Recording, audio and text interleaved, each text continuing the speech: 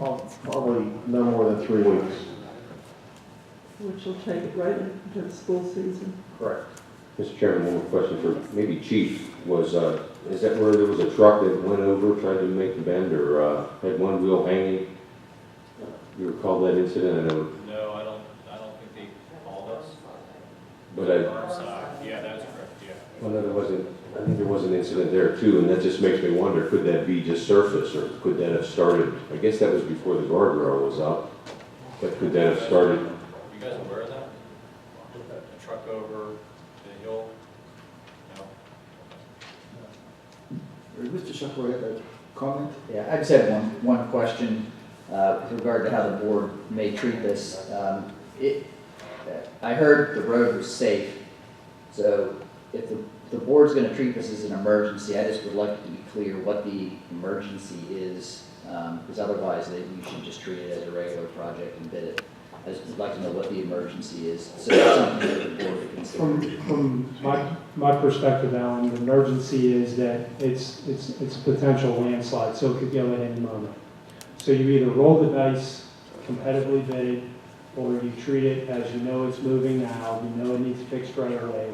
You've got other complications involved. I'll be glad to opine on that. No, that's fine. I just How wanted. did we notice that, I mean, because, correct me if I'm wrong, supervisors had a hard time finding. I did too, but who else is sharp?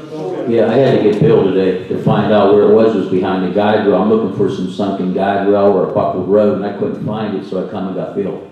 You know, I don't want to put anybody's, safety in jeopardy. So if your professional opinion is that we need to do this as an emergency, then I'm going to trust that opinion. My biggest concern is traffic. We have rising closed because of the turnpike. We have all kinds of detours there. We're going to close the bridge on Miller's Run. We're going to now potentially, at least for a couple weeks, close Coleman. Like, you are literally asking for a traffic nightmare. Nobody's going to be able to get anywhere in Cecil without going down 980 to Cannonsburg. So, I guess my question is this a true emergency? Somebody's safety is in jeopardy, or can this wait? Frank and I were up there this afternoon. There's an additional area beyond where we dug the festival that is slumped in the shoal. I don't know what that's from. It could be additional movement of water in that area, but it's beyond the test area that we dug. Is it included in that 60-some feet It then? is, yes. And the big white rocks, they were dumped, I saw them up there as well. Our rock, yes. How long has that been in place? Or when did you do that? I did that, 3 weeks ago? 4 weeks ago? 3 weeks ago. Just after the last meeting? Is this something that can be done in cooler weather, or this is something that needs to be done? Could we potentially wait until some of these other things, or we see a dramatic movement that we need to take an action on, or is this something that absolutely has to be done? Heard what Dan said, he considered it an emergency. Yeah, my only fear is that we waited too long on the last one and it got ahead of us a little bit. So once something starts moving, it can pull with gravity. It starts to pull things in different directions. So once it starts to go, if you don't band-aid up the area that's got, How far ahead of it could cost less money? It cost $93,747.60 to repair the last one. This one's bid at $97,000, and we can't see it. Let me just, real quick, I noticed the problem that the shoulder started to slump there. So, having seen this condition before up in Coleman, I got a hold of Joe, and Joe brought the geotech engineer out, Joe Frank. We started to take a look at it. Joe Frank suggested we dig a test hole in this area to find out what was going on down there. When we dug the test hole, we got down to bedrock, the water came pouring out. And so that water is the lubricant that's causing the movement of the shoulder to slump off right there. The water still moves. The water is still moving.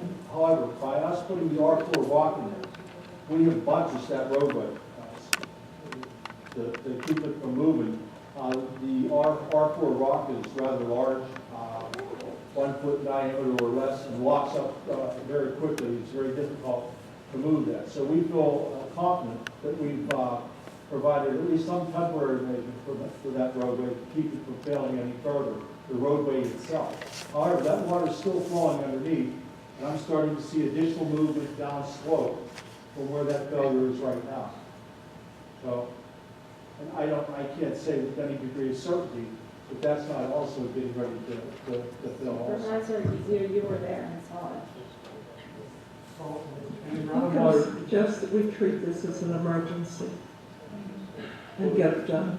You know, the groundwater is at a very high level. I understand Cindy's concern about the road, and I think the best thing we can do is before we finalize any plan, we would want to make sure that the contractor clearly understands that we want to maintain the traffic.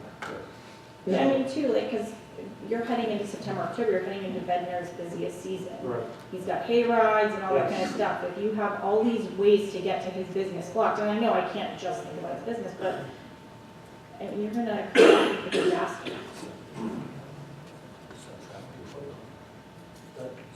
Subcontract traffic.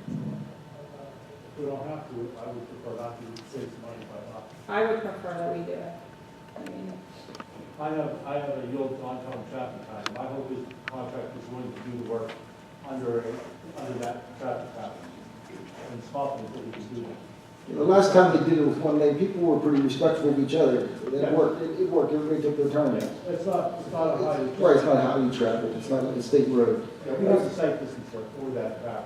All right, is there a motion one way or the other? One more I'll make a question, please. motion. One more question that was, do we use something like those boring machines and collect the water on the high side and bore underneath the roadway and get it to exit? Is that an option? Collecting the water that you're saying is running through the road and using our $5,800 bore and boring under the We're road? going to make an attempt to collect some water near an inlet that's uphill from where that ball is at. I showed Frank this afternoon that the inlet box is about 6 feet deep.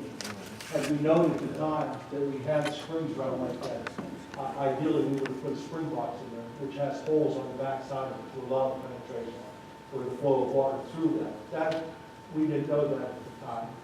And like we mentioned, the water tables are extremely high. We've got water flowing where we've never seen water flowing before. But we have an opportunity to dig behind this inlet that's currently in place and piped into a manhole over the hill to put a rock sump in. And we'll dig the back side of that all the way to the bottom of that inlet, and hopefully by putting some holes in the bottom of the box and putting a rock sump in there, we'll provide an outlet for that water to flow into that box and then into our system through the water. How about cutting into the hillside? Is that a consideration, or grabbing more of the inner side? It's real deep, it's about 8 feet deep right there. And once we put the wall in, it's backfilled with gravel, and it has leak holes in it, so it's effectively a drain itself. But no, my thought was to move the road in to the high side, and therefore you're staying away from where the bad edge is. Yeah, You're keeping the traffic off of that. We could move that into the cut side of the hill and still be on top of that water. You know what I mean? So that water is on top of that rock ledge, it's flowing. We're just not sure where the source of that is. We're hoping that by putting that rock sump into that inlet box, with the depth of that inlet box, the inlet elevation is about 6 feet from the top of the road. So it's fairly deep. And if we get some under drain in there, along with a rock sump, sort of like a rock filter on the back side of it, the hope is that we can get that water to flow into that box and into a system so that we control it and it's not controlling us. I heard a motion, I want to make a motion that we treat this as an emergency situation, get whatever pricing, and get on with it. is there a second to that motion? So is your motion to get pricing, or to use the To treat it contractor? as an emergency situation, and I leave it up to them. And, How about this? well, How about this? I'll scratch something down, see if you like it. To treat the Coleman Road repair, as an emergency, as recommended by the engineers, due to potential slide activity, authorize the administration and the engineers to take steps necessary to have the work done with an anticipated cost of up to $100,000. Is that broad enough? no, it wasn't, what was the cost? $97,000. $97,000. Well, that was too long, but it said the same Well, thing. we could write it out. Is that okay for you guys? Works fine. Can you amend your motion? Yes, All right, she I amended her motion. amend the motion. Is there a second to that motion? I'll second the motion. Those in favor signify by saying aye. Aye. Those opposed? No. To Carol, the motion carries 3-2 with Mr. Giesel and Ms. Fisher voting nay. Anything else, Dan or Joe? That's it.